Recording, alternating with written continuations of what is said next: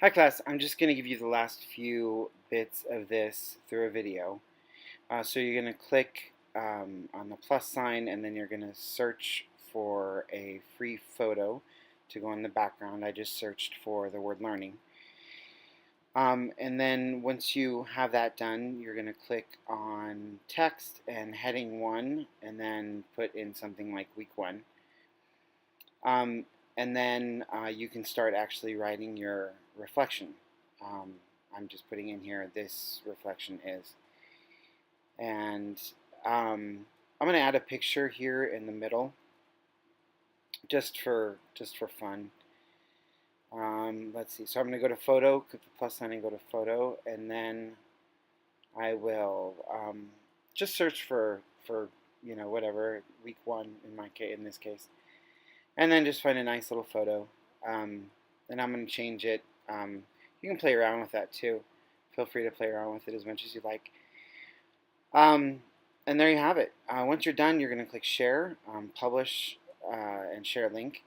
You can choose to have your name on it or not. You'll have your name on the actual discussion board anyway. And you can choose to have it show up or not into the Adobe Spark website. And then you're just going to click copy on this page. And then you're going to go to the course.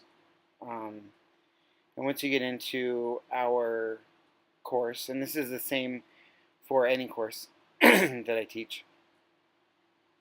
Once you get into our course, you can click on Journal Links in the Discussion Board tab. And you're going to click on Start a New Thread. And then you can just name it with your name or whatever you'd like. And then all you're going to do is you're just going to post that link. You're going to paste that link in there. And then click Post, and you're done. Now, like I said, if you want to keep this private, if you don't want the class seeing this, I'm okay with that.